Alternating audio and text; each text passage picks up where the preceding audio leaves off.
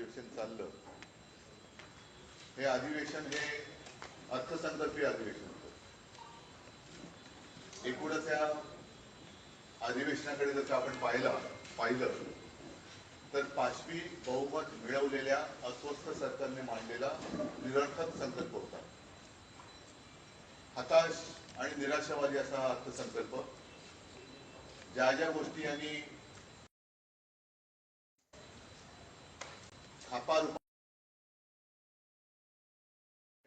वाच्यता झालेली नाही. ही अस्वस्थता तेव्हा 100 दिवसात आम्ही काय करणार हा एक त्यांनी संकल्प केला होता. मला वाटतं तो संकल्प आपल्याकडे असेल कारण आपल्याच माध्यमातून तो आम्हाला कळला होता. आता त्यांनी जे म्हटलं होतं की प्रत्येक आराखड्याला 100 दिवसाचे ठोस नियोजन करण्याच्या फडणवीस यांच्या सूचना. किती सूचना कोणत्या आराखड्याला दिली कल्पना नाही. कृषी विभागाने आपल्या आराखड्यातून शेतकरी केंद्रबिंदू ठेवून योजनांची अंमलबजावणी करत.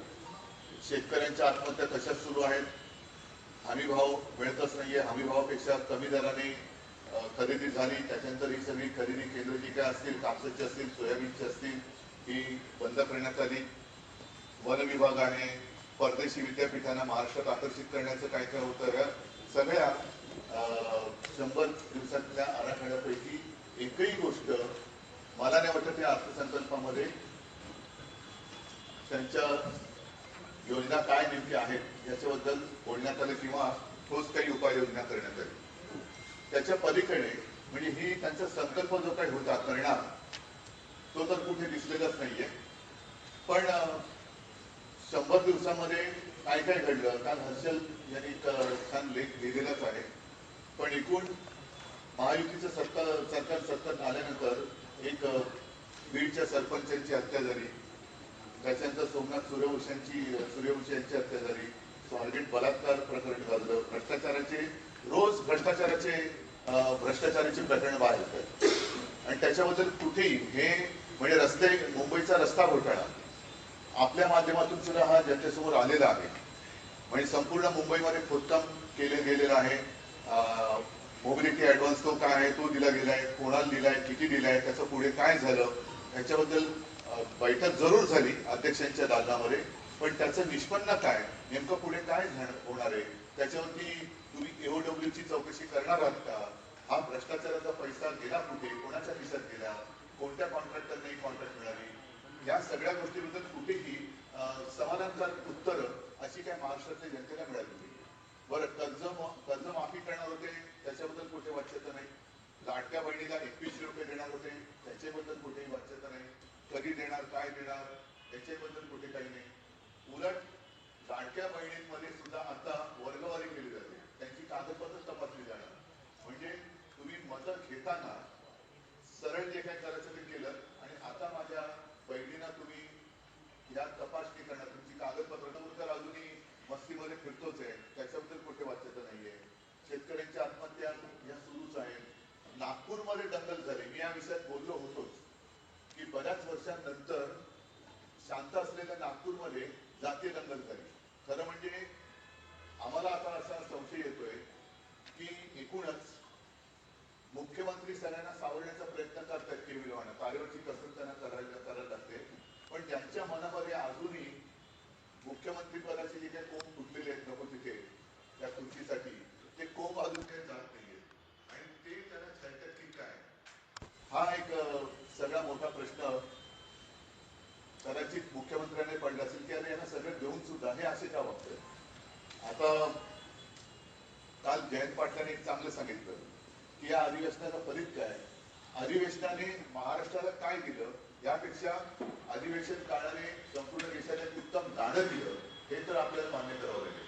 की जे गाणं आज देशातल्या कानाकोपऱ्यात देशातल्या नागरिकाच्या प्रत्येकाच्या कानात आणि प्रत्येकाच्या मुखात गुणगुणलं जाते, ते गाणं काय तुम्हालाही माहिती आहे, तुमच्या मनात ते गाणं आता उलट आहे. हे गाणं एक चांगलं गाणं या अधिवेशन काळामध्ये देशाला मिळालं, राज्याला मिळालं, हे या अधिवेशनाचे एक फलित मानावं लागेल.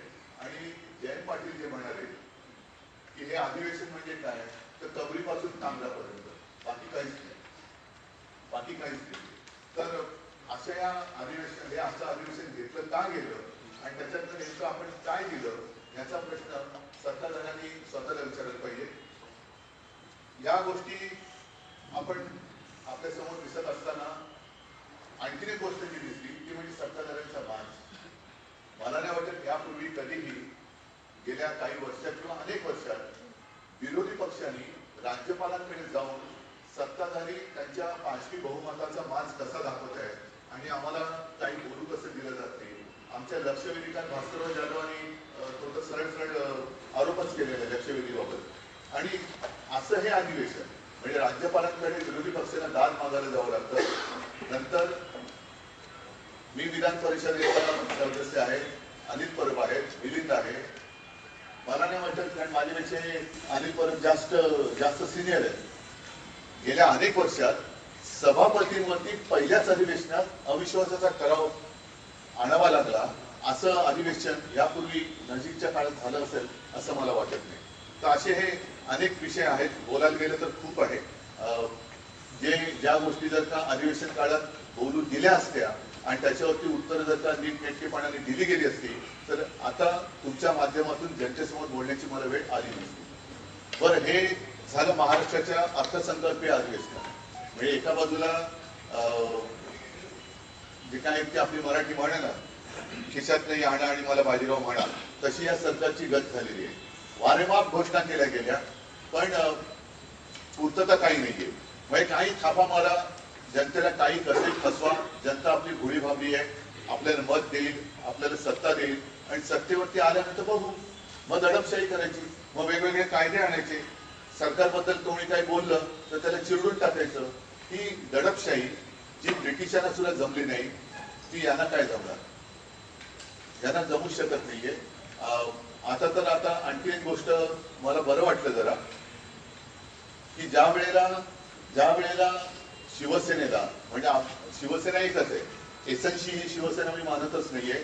एसएनसी हा एक गट आहे, त्याच्यामुळे त्या एसएनसी गटाबद्दल किंवा गद्दार सेनेबद्दल मी काही बोलत नाही. शिवसेनेला जेव्हा मुस्लिम समाजाने मोठ्या प्रमाणात मतदान केलं आणि मुस्लिम समाज हा शिवसेनेवरती विश्वास ठेवून आमच्यासोबत आल्यानंतर यांचे डोळे पांढरे झाले होते आणि त्यांनी लगेच एक आवई उठवली की उद्धव ठाकरेंनी हिंदुत्व सोडलं. मुस्लिम लोकांनी शिवसेनेला मत दिलं, उद्धव ठाकरेंनी मत दिलं, तर हा सत्ता जिहाद आहे. आता मला एका गोष्टीचं समाधान आहे की इथे जे बोंबलत फिरत होते, जे बुरसटलेले हिंदुत्ववादी आहेत, ज्यांना मी बोगस हिंदुत्ववादी म्हणतोय, त्यांना बरोबर पाचर बसलेली आहे. कारण आता ईदच्या निमित्ताने सौगाते मोदी हा कार्यक्रम भारतीय जनता पक्षाने हाती घेतलेला आहे. 32 का 35 का 36 लाख मुस्लिम कुटुंबियांच्या घरी जवळपास 32,000 कार्यकर्ते हे भारतीय जनता पक्षाचे घरोघरी जाऊन त्यांना सौगाते मोदी हे देणार आहे. हे काही सौगाते मोदी नाहीये, हे सौगाते सत्ता आहे. म्हणजे यांना सत्तेसाठी हे कोणत्याही थराला जाऊ शकतात. त्याचं एक निर्लज्ज उदाहरण आहे. महाराष्ट्राच्या निवडणुकीमध्ये बटेंगे तो कटेंगे हा नारा देणारे आता सौगात म्हणजे भेट द्यायला चाललेले आहे. वर्षभर किंवा आयुष्यभर होळीच्या निमित्ताने मुस्लिम समाजाच्या नावाने शिंगा करायचा आणि निवडणूक आल्यानंतर त्यांना पुरणपोळी द्यायची, असा हा प्रकार आहे. पण याच्यात एक गोष्ट चांगली आहे की आमच्याकडचे जे काय उडाण टप्पू आहेत, ज्याचा उल्लेख अनिल परब यांनी आपल्या विधान परिषदच्या भाषणामध्ये केलाय, ते सुद्धा आता टोपी घालून कशी ती सौगत घेऊन जात आहेत हे मला बघायचंय. एकूणच मी जे 1-2 वेळा बोललेलो आहे की तुम्ही आमच्यावरती हिंदुत्व सोडल्याचा जो आरोप करता, तर तो आरोप करण्यापूर्वी तुम्ही तुमच्या झेंड्यावरचा हिरवा रंग काढा. आता त्यांचं हे ढोंग उघडं पडलेलं आहे आणि हिरवा रंग तर ते काढतच नाहीये. मला फक्त चिंता अशी आहे की मोदीजी जे लोकसभेच्या निवडणुकीत बोलले होते, मंगळसूत्र चोरलं जाणार, मंगळसूत्र यांना देणार याला, आता हिंदूंच्या मंगळसूत्राचे रक्षण कोण करणार? कोणी आहे का हिंदुत्ववादी पक्ष? कोणाचं संरक्षण तुम्ही कोणापासून करणार? आणि हीच भूमिका तुमची कायम राहणार आहे का निवडणुकीपुरती राहणार आहे? जसं महाराष्ट्राच्या जनतेला निवडणुकीच्या पूर्वी विविध आश्वासने दिली, मग ती लाडकी बहीण असेल, शेतकऱ्यांचं वीज बिल माफ असेल, आणखी बऱ्याच शेतकऱ्यांना कर्जमुक्त करू म्हणाले होते, ते मारल्यानंतर यांनी सत्ता मिळवली आणि सत्ता मिळवल्यानंतर आम्ही त्या गावचेच नाही. म्हणजे आता मला असं वाटतं की अजित पवारांचं एक भाषण मी ऐकल्यासारखं वाटते की माझ्या कोणत्या भाषणात मी शेतकऱ्यांच्या कर्जमाफीबद्दल बोललो होतो, अशा पद्धतीची वक्तव्य आहेत. तर तसं ही सौगातची काय आहे, सौगात सत्ता ही बिहार आणि या निवडणुकीपुरतीच राहणार आहे का नंतर सुद्धा राहणार आहे, हे सुद्धा भाजपने एकदा जाहीर करावं. आणि मग आता त्यांनी हिंदुत्व सोडलेलं आहे हे अधिकृतपणाने जाहीर करावं.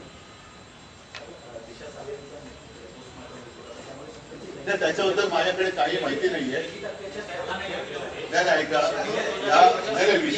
विषय कसाही असला तरी ज्या विषयाशी माझा संबंध नाही आणि ज्याच्या माझ्याकडे काही माहिती नाही त्या विषयात मी बोलत नाही. तुम्ही सौगाते मोदीवरती बोला, सौगाते सत्तेवरती बोला. सौगाते मोदी के तहत 32 लाख परिवार तक, अल्पसंख्यक परिवार तक भारतीय जनता पार्टी पहुंचने की शुरुआत उन्होंने कर दी है, क्या कहना है? अभी जैसे मैंने कहा कि अभी भाजपा ने एक बार ऐलान करना चाहिए कि उन्होंने हिंदुत्व को आखिर छोड़ ही दिया. फिर इतने सालों तक जो हिंदू मुस्लिम उन्होंने लड़ाई और कुछ लोगों की तो जान भी गई, बुलडोजर चलाए गए, तो उनके घर पर ये सौगात लेके कौन जाने वाला है ये भी उन्होंने वो भी जाहिर करना चाहिए.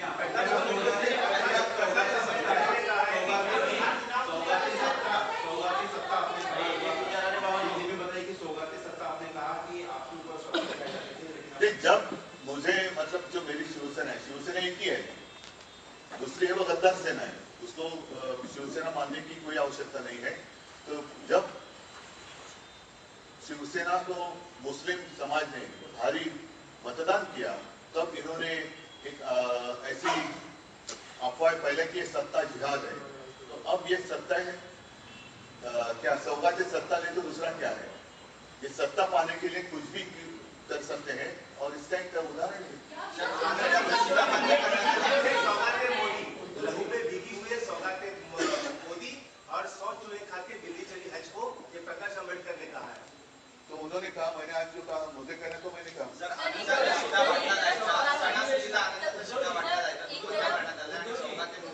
नाही. माझं मत आता असं आहे की आता हनुमान जयंती येते, मग रामनवमी येईल, मग त्यावेळेला भाजपचा बहुसंख्याक सेल असा काही आहे का? जसा अल्पसंख्याक सेल आहे तसा बहुसंख्याक सेल जर असेल तर त्या सेलमध्ये म्हणजे बॅटरीमध्ये काही पॉवर राहिली असेल तर ते काही वाटणार आहेत का? कारण ही भाजपाकडनं भेट जाते, भाजपाकडे जो पैसा आहे त्या पैशातली ही भेट जाते आहे. आणि मग तसं त्यांनी सांगितलं की बैसाखीला हे वाटणार आहेत, चांगली गोष्ट आहे. ईस्टरला वाटणार आहेत, खूप चांगली गोष्ट आहे. हे सौगाते मोदी म्हणजे ईदच्या निमित्ताने भेट देतात, ही सुद्धा चांगली गोष्ट आहे.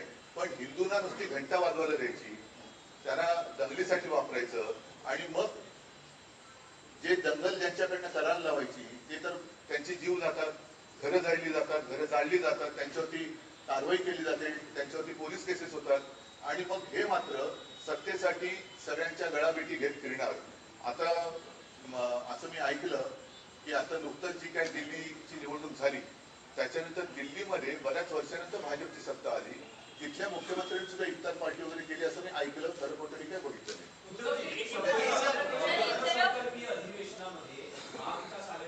विरोधी पक्ष नेते पदासाठी प्रस्ताव दिला होता. काल अखेरच्या दिवशी भूमिका जाहीर अशी करण्यात आली की मुख्यमंत्र्यांचं असं म्हणणं आहे की उपाध्यक्षांच्या बाजूची खुर्ची काही काळ मोकळी ठेवावी लागेल आणि विधानसभा अध्यक्ष जो निर्णय देतील तो आम्हाला मान्य असेल. विधानसभा अध्यक्ष असं म्हणताय की या प्रकरणामध्ये ही घाई करणार. म्हणजेच काय की यालाच सत्तेचा माज म्हणतात. राज्यपाल महोदयांना विरोधी पक्ष जाऊन का भेटला की जेव्हा महामहिम राज्यपाल भाषण करतात तेव्हा त्यांच्या भाषणामध्ये माझं सरकार हा एक उल्लेख असतो.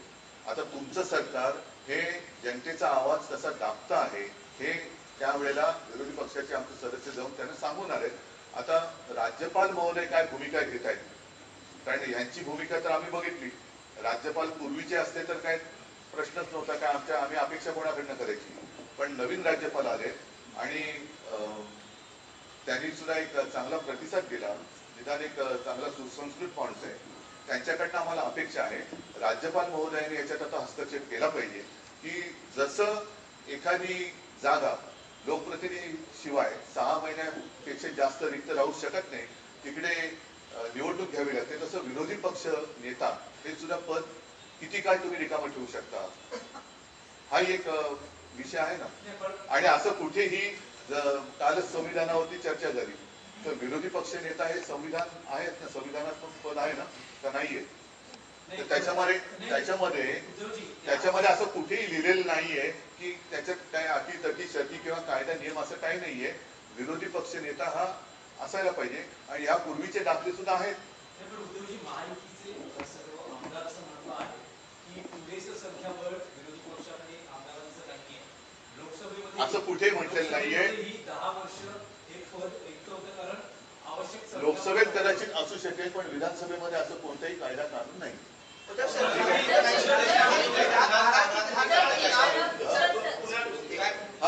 आणि एक मिनिट जर संख्याबळाचं जर का काही असलं त्यांच्या वेगळ्या संविधानात तर त्यांनी तसं लिहून द्यावं.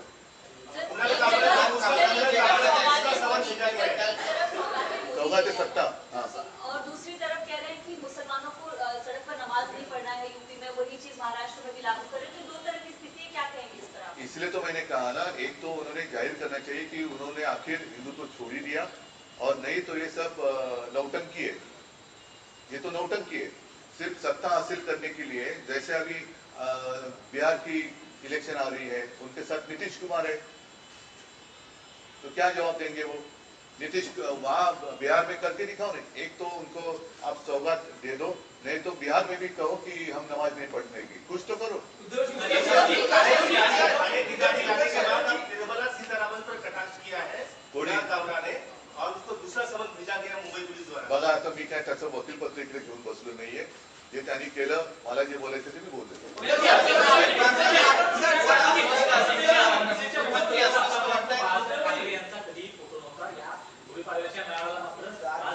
सर्वांना बाळासाहेबांच्या नेतृत्वाखेरीज दुसरा पर्याय नाही हेच त्यातून दिसतंय.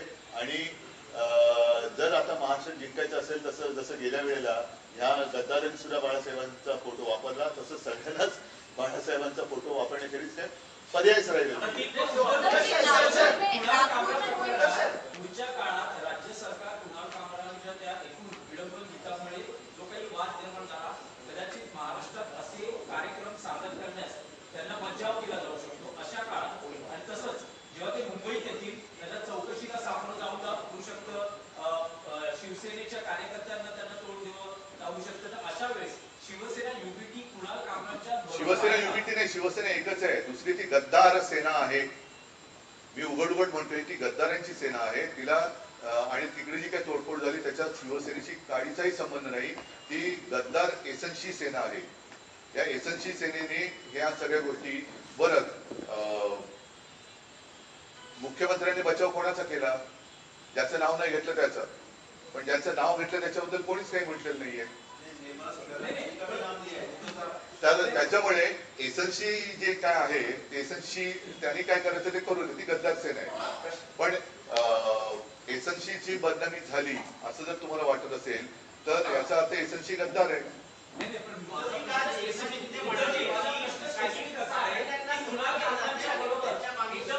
एक मिनिट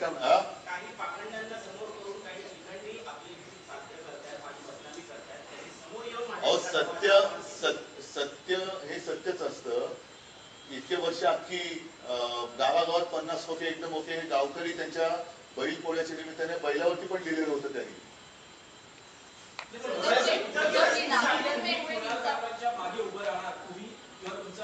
मी आता जे बोललो ते फार महत्वाचं आहे. ते हे करतील. एक तर हा निरर्थक संकल्प ज्यातनं महाराष्ट्राला काही मिळालेलं नाहीये. स्वतः मी म्हटलं जसं 5वी बहुमत मिळवलेलं अस्वस्थ सरकार आहे. आणि त्याच्यानंतर 14 ते सत्ता हा देशासमोरचा सगळ्यात मोठा प्रश्न आहे. बाकी गद्दार बिद्दार फडतूस प्रश्न आहे. तर 14 ते सत्ता या निमित्ताने भारतीय जनता पक्ष जाहीर करणार का की त्यांनी हिंदुत्व सोडलेलं आहे आणि ते जे काय करतायत हा सुद्धा मग सत्ता जिहाद आम्ही मानायचा का याच्याबद्दल त्यांनी म्हटलं पाहिजे. आणि मग तसं जर ते म्हणणार नसतील तर तुम्ही कोणत्या तोंडाने आमच्यावरती हिंदुत्व सोडल्याचे आरोप करताय.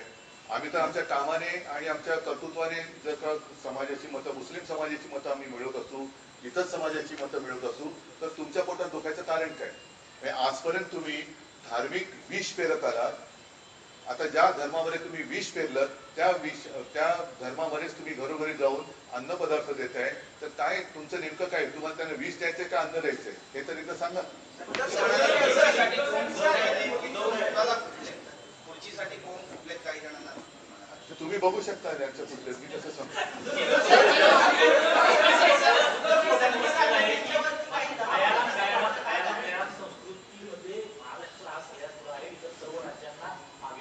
हे म्हणूनच आता काय बोलायचं की सुप्रीम कोर्टाचा पूर्ण आदर ठेवून ते खूप चांगली झाडाझडती खूप घेतात, जसं चंद्रचूड साहेब सुद्धा होते. पण नंतर काय झालं तुम्ही बघितलं. त्याच्यामुळे जोपर्यंत निकाल लागत नाही आणि सुप्रीम कोर्ट हे बघतंय, म्हणजे सुप्रीम कोर्ट हे नोंदवतंय, तर माझी विनंती आहे की सुप्रीम कोर्टाने आता लवकरात लवकर आमच्या बाबत सुद्धा तो काही निकाल, कारण निकाल तर लागला पाहिजे, काही असेल तो असेल, सत्याला स्मरून सत्यमेव जयते जे आहे त्यानुसार निकाला लागलाच पाहिजे. आणि सुप्रीम कोर्टाने जर का याची दखल घेतली असेल आयाराम गयारामची, तर त्या आता आयाराम गयारामची मंदिरं बांधली जात आहेत सत्तापद देऊन, ती मंदिरं तोडली पाहिजे.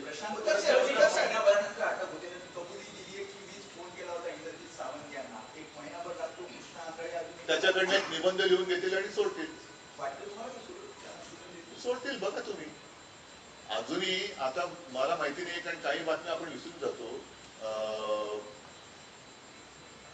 आता असा जर का मी तुम्हाला प्रश्न विचारला तर पटकन तुम्ही सांगा, कोणत्या शाळेमध्ये त्या चिमुरडीवरती अत्याचार झाला तर कोणत्या गावात? नक्की नक्की ना. आता तुम्ही काय म्हणालात आपटेची शाळा, आपटे कुठे आहेत? आपटे कुठे आहेत? तेव्हा जे काही काऊर उठलं होतं अक्षय शिंदेच्या एन्काउंटर नंतर की हे तुम्ही कोणाला वाचवण्यासाठी केलेत का, तर आज ते संचालक कुठे आहेत? त्यांच्याबद्दल कोणीच काय बोलत नाहीये. तसंच कोरटकर बद्दल तुम्ही किती ओरडणार, 2 दिवस ओरडाल, अटक केली, आता तो कोणत्या तुरुंगात आहे, काय करणार, त्याला किती दिवस, म्हणजे या सगळ्या गोष्टी ज्या आहेत ना हातून मातून चाललेल्या. सोलापूरकर कुठे? सोलापूरकर कुठे? जो महाराजांची उघड एवढी बदनामी करतोय, म्हणजे गद्दाराचा अपमान तुम्हाला सहन होते, त्याच्यावरती लगेच त्याचा स्टुडिओ तोडता, त्याला 2-2 समन्स पाठवताय. सोलापूरकडला तुम्ही एकही समन्स नाही पाठवत. तुम्हाला अधिकार काय कामरावरती कारवाई करण्याचा? म्हणजे तुम्ही कोणाचा तुम्ही हे घेऊन चाललेला आदर्श, छत्रपती शिवाजी महाराजांचा की खंडोजी खोपडेचा? खंडोजी खोपडेचा कोणी अपमान केला तर तुम्ही ताबडतोब त्याला शिक्षा करणार, आणि आमच्या दैवताचा कोणी अपमान केला तर तुम्ही नुसतं चोर पोलीस देणार. हे जे काही ढोंग आहे ना, हे आता पूर्ण सगळ्यांनी बघितलेलं आहे. त्याच्यामुळे मी परत सांगतोय की प्रचंड बहुमत मिळवलेले हे अस्वस्थ सरकार आहे. यांना कळतच नाही यांची खुर्ची कोण कधी खेचेल, कोणाचे लागेबांधे कोणाची आहेत, नागपूरमध्ये दंगल नेमकी कोणी घडवली, या सगळ्या गोष्टीचा काय छडा लागत नाहीये.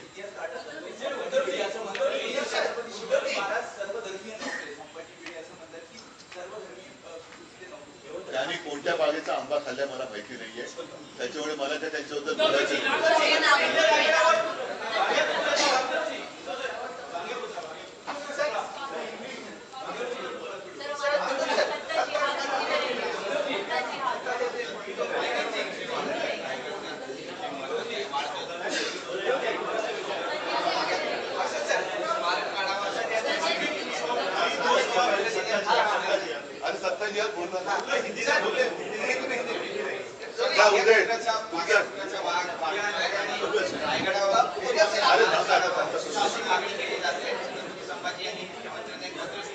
बघा. त्याच्याबद्दल आता रायगडावरची वाघ्या कुत्र्याची जी काही समाधी किंवा जे काही स्मारक आहे त्याबद्दल इतिहास तज्ञांचं मत घेणं गरजेचं आहे.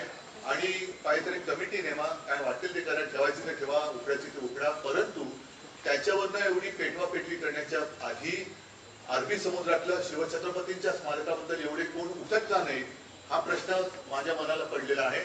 संपूर्ण राज्याने सत्ताधाऱ्यांना विचारलं पाहिजे की हे कुत्र्याच्या समाध्या वगैरे ह्याच्यावरनं भांडण्यापेक्षा छत्रपतींच्या स्मारकाचं ज्याचं जलपूजन पंतप्रधान नरेंद्र मोदी यांच्या हस्ते झालेलं आहे, ज्याला मी सुद्धा उपस्थित होतो, त्या जलपूजनाचं काय करायचं? त्या स्मारकावरती पाणी सोडले तुम्ही, छत्रपतींचं स्मारक कधी करणार?